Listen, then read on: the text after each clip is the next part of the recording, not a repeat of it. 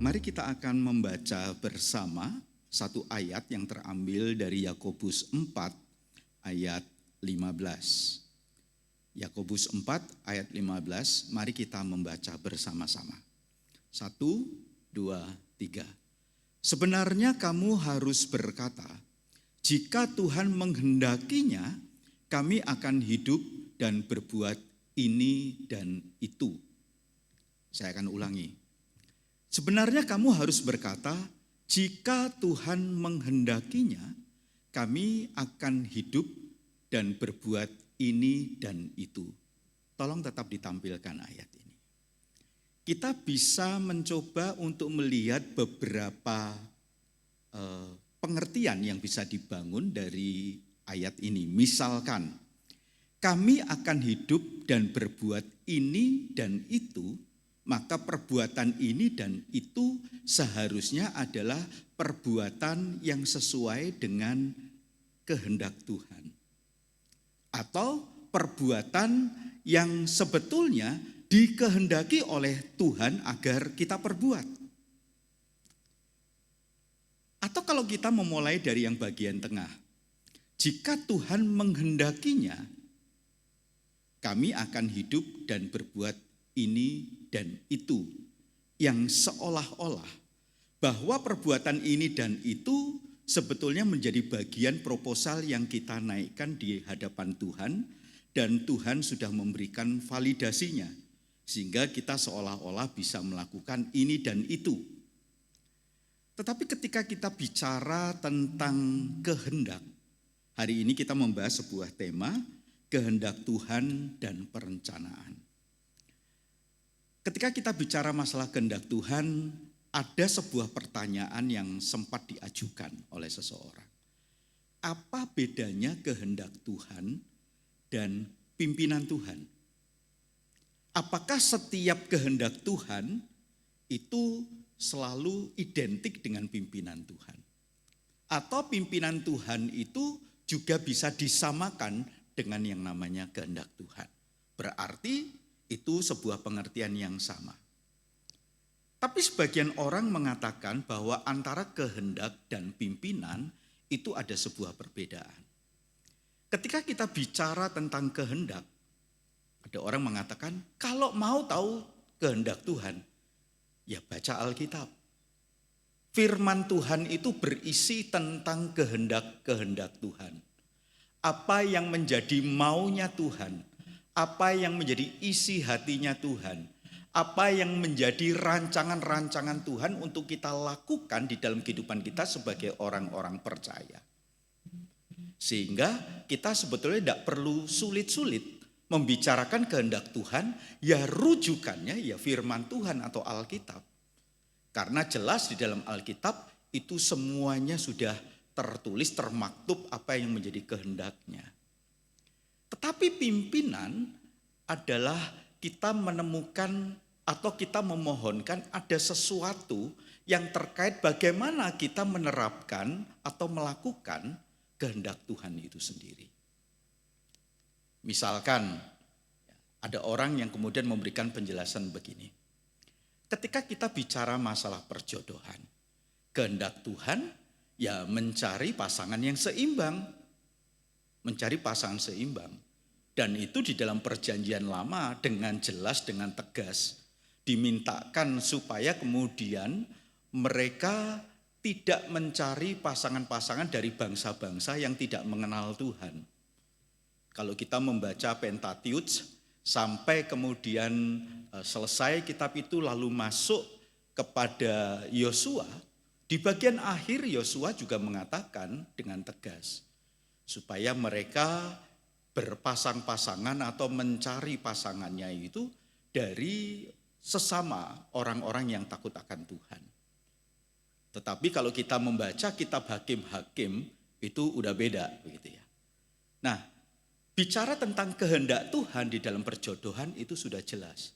Tetapi masalahnya dengan siapa yang di dalam koridornya adalah orang-orang yang seimbang, yang hidup takut akan Tuhan, dengan siapa? Disitulah kita meminta tentang pimpinan Tuhan.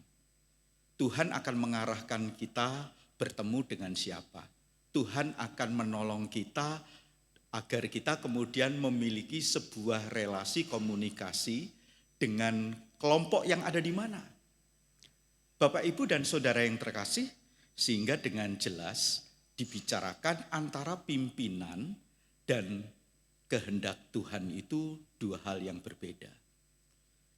Ada pendapat yang lain, kehendak Tuhan itu sifatnya tegas, jelas. Tetapi pimpinan Tuhan itu bisa sangat personal, terkait dengan pribadi-pribadi pada waktu mereka mau melakukan apa yang menjadi kehendak Tuhan di dalam hidupnya. Kalau kita memperhatikan bagian ini, jika Tuhan menghendakinya, kami akan hidup dan berbuat ini dan itu. Bagian ini ada di dalam sebuah perikop yang judulnya membicarakan dalam perencanaan itu ya libatkan Tuhan. Begitu ya. Nah Bapak Ibu, kalau kita memperhatikan di dalam judul perikop yang ditampilkan, saya akan sekali lagi membaca bagian ini. Judul perikopnya begini, jangan melupakan Tuhan dalam perencanaan. Judul perikop. Judul perikop ini hanya kita temukan mungkin di dalam Alkitab Indonesia. Kalau kita mencoba membandingkan dengan Alkitab versi bahasa Inggris, kita tidak menemukan judul perikop ini. Nah, ketika kita mencoba berangkat dari judul perikop, jangan melupakan Tuhan dalam perencanaan, maka bisa saja melahirkan sebuah pemahaman, kita punya rencana, dan dalam perencanaan yang kita buat, Tuhan itu kita libatkan. Nah, keterlibatan Tuhan ini apakah sebuah keterlibatan yang sifatnya hanya meng-ACC sebuah perencanaan yang kita buat? Atau sesungguhnya melibatkan Tuhan menjadi sebuah faktor yang penting, yang absolut, yang tidak bisa ditawar, sehingga perencanaan-perencanaan yang kita buat seharusnya sepadan dengan apa yang menjadi kehendak Tuhan. Tema ini diangkat sebetulnya mempersiapkan kita bersama Bapak Ibu untuk memasuki raker. Nanti hari Minggu tanggal 16 ini kita mulai jam 2 akan ada rapat kerja. Yang setiap tahun kita akan lakukan rapat kerja. Ketika kita raker kan sebetulnya kita yang terhisap di dalam kepengurusan itu sudah membuat rancangan-rancangan program. Kita sudah kemudian memikirkan kapan pelaksanaannya. Kita mungkin kolaborasi dengan siapa. Pembiayaan yang diperlukan itu ada berapa banyak. Lalu tujuan dari setiap program itu apa saja begitu ya. Nah, kalau kita mencoba memahami raker sebagai sebuah rapat kerja dan setiap kita datang dengan seluruh draft atau rancangan program dari bidang komisi pos PI bahkan majelis, maka gimana cara kita melihatnya berdasarkan ayat ini Bapak Ibu? Apakah raker itu merupakan perencanaan yang kita ingin Tuhan itu terlibat di dalamnya? Atau sesungguhnya kita sudah melibatkan Tuhan? Lalu kira-kira yang benar mana? Yang benar mana? Kita melibatkan Tuhan dalam perencanaan kita, atau kita dilibatkan Tuhan di dalam rencana-rencananya Tuhan? Silakan dipikirkan. Kita yang punya rencana, lalu Tuhan yang melibatkan, atau sebetulnya dalam perjalanan sebuah gereja, gereja itu melakukan rencananya Tuhan dan Tuhan melibatkan kita. Kalau cara pandang kita adalah yang pertama, kita yang punya rencana dan Tuhan yang kita libatkan, bagi saya cara kita menjalaninya akan jauh berbeda dengan kalau kita memiliki pemahaman kita ini melakukan rencana-rencananya Tuhan dan Tuhan itu melibatkan kita untuk mewujudkan rencana-rencananya itu. Karena apa? Karena gereja itu yang punya Tuhan. Karena tuan atas gereja, sang kepala gereja itu ya Tuhan sendiri, Yesus Kristus. Perjalanan gereja itu ya melakukan agendanya Tuhan. Gereja itu bukan memiliki rencana agar disetujui oleh Tuhan. Tetapi Tuhan yang punya rencana di dalam gerejanya dan melibatkan setiap kita dalam perencanaannya. Nah, disinilah sebetulnya dinamika raker itu seharusnya akan bergulir seperti apa. Dengan kata lain, setiap pengurus yang ada di bidang komisi, pos PI, bahkan majelis, seharusnya selalu menempatkan firman Tuhan Alkitab sebagai titik berangkat untuk memahami agenda Tuhan di dalam perjalanan gereja itu apa sih?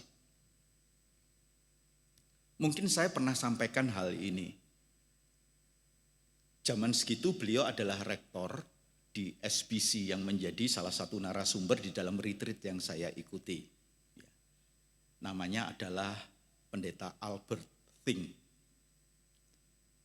Dan beliau mengatakan, ketika gereja itu mau melakukan visi misinya, maka seharusnya yang dilakukan oleh gereja itu adalah back to the Bible. Kembali kepada Alkitab. Karena di dalam Alkitab, gereja harusnya menemukan, mengetahui apa yang menjadi agenda isi hati Tuhan, pikiran Tuhan, agar itu bisa dilaksanakan oleh gereja. Maka seharusnya perencanaan Allah yang melibatkan kita. Rencana Allah yang dikerjakan oleh gereja dan kita hanyalah sebagai alat untuk mewujudkan atau untuk melakukan rencana Allah. Dengan kata lain saya ingin mengajak Bapak Ibu berdoa supaya raker yang akan dilaksanakan pada hari Minggu besok itu sesungguhnya bukan sebuah tujuan agar goal atau tidak goalnya sebuah rancangan program. Tetapi apakah rancangan program itu sesuai dengan agendanya Tuhan, sesuai dengan isi hati Tuhan, dan ketika gereja diberikan kepercayaan untuk melaksanakan agendanya Tuhan, apakah itu memang sudah sejalan dengan apa yang selama ini kita gumulkan? Atau sebetulnya menjadi sebuah evaluasi. Ketika kita memikirkan rancangan-rancangan program yang kita susun, apakah kita sesungguhnya sudah memulai untuk menggumulkan di hadapan Tuhan? Sehingga melalui segmen pelayanan yang dipercayakan saya akan melakukan ini dan itu. Bapak, Ibu, dan Saudara yang terkasih, sehingga tema kehendak Tuhan dan perencanaan seharusnya perencanaan yang dilakukan oleh gereja yang nanti dibawa di dalam raker itu adalah bagian yang terpenting mewujudkan kehendak Tuhan di dalam kehidupan bergereja. Sekali lagi kalau kita mengulang hal-hal yang pernah kita pelajari bersama, maka kita pernah belajar panggilan gereja itu untuk keluar, yaitu pergilah, ya, jadikanlah semua bangsa muridku, gitu ya. Ajarlah mereka dan baptislah mereka di dalam nama Allah Bapa, Putra, dan Roh Kudus. Tetapi ke dalam, itu jelas di dalam Efesus 4. Agar setiap orang-orang kudus itu boleh bertumbuh, boleh diperlengkapi, agar mereka memiliki iman yang teguh, yang tidak mudah diombang-ambingkan oleh berbagai pengajaran yang bisa menyesatkan mereka. Mereka melakukan fungsinya sebagai bagian tubuh Kristus. Nah, ketika kita mencoba untuk menjalani kehidupan program gereja, apakah program gereja sudah masuk di dalam framing terkait dengan apa yang Tuhan kehendaki untuk dikerjakan oleh gereja Tuhan ini? Bapak Ibu, sekali lagi, sekalipun ini kalau kita lihat perikop ini lalu di atasnya itu terkait dengan masalah orang kerja. Ya. Boleh minta tolong ditampilkan di ayat sebelumnya. Di ayat sebelumnya itu dikatakan demikian. Di ayat 13 ya. Di ayat 13 saya akan bacakan. Jadi sekarang, hai kamu yang berkata, hari ini atau besok kami berangkat ke kota Anu dan di sana kami akan tinggal setahun dan berdagang serta mendapat untung. Jadi ini sepertinya urusannya urusan pekerjaan. Urusannya urusan mendapatkan untung. Urusannya berapa lama saya akan tinggal di kota itu dan melakukan apa. Lalu di ayat yang ke-14, sedang kamu tidak tahu apa yang terjadi di hari esok. Apa arti hidupmu? Hidupmu sama seperti uap yang sebentar saja kelihatan lalu lenyap. Baru di ayat 15 yang tadi kita baca, sebenarnya kamu harus berkata, jika Tuhan menghendakinya. Jika Tuhan menghendakinya. Jadi kalau berdasarkan ayat di atas, ini urusannya urusan tentang bagaimana kita menjalani hidup. Skop lebih kecil lagi tentang urusan pekerjaan untuk melakukan dan berbuat ini dan itu. Yang artinya semua itu seharusnya ada di dalam cakupan kehendak Tuhan atau tidak. Tapi memang sengaja saya mengambil ayat ini yang kaitannya dengan masalah persiapan raker. Itulah tadi di awal saya ingin mengajak teman-teman melihat gimana kita membangun hubungan dari Tuhan menghendaki lalu berbuat ini dan itu. Berbuat ini dan itu harus menjadi bagian kehendak Tuhan, sesuai dengan kehendak Tuhan, merujuk pada kehendak Tuhan, mengkonfirmasi dan mewujudkan itu adalah kehendak Tuhan. Atau kita berbuat ini dan itu yang penting Tuhan meridhoi. Tuhan merestui, Tuhan mengizinkan. Maka bagi kita cukup. Saya rasa saya ingin mengajak Bapak Ibu melihat ini dan itu seharusnya menjadi bagian cakupan itu adalah kehendak Tuhan. Dan gimana cara kita menjalaninya? Kita minta pimpinan Tuhan untuk mewujudkan perbuatan ini dan itu. Mungkin ini yang tepat atau mungkin itu yang tepat. Pimpinan Tuhan bermain di dalam lingkup yang namanya approach. Bisa pendekatan-pendekatan, bisa terkait dengan masalah metodenya, cara-caranya. Lalu ada pengaturan-pengaturan Tuhan ya di dalam pimpinannya agar kita bisa menerapkan, mengaplikasikan kehendak Tuhan itu. Teman-teman, hari ini saya ingin mengajak kita untuk berdoa khusus untuk persiapan raker. Tahun ini raker akan dilaksanakan oleh 2 gereja mandiri. Tahun lalu raker diadakan bersama-sama. Semeru mengadakan, sementara di tahun kemarin Istana Regensi itu masih menjadi pos. Tetapi tahun ini Istana Regensi itu sudah didewasakan per 19 Mei. Dan tahun ini Istana Regensi di hari yang sama juga akan mengadakan raker. Kita akan doakan untuk raker yang dilaksanakan oleh Semeru dengan pos-pos yang ada, dengan bidang komisi yang ada. Kita juga mendoakan raker yang dikerjakan oleh Istana Regensi.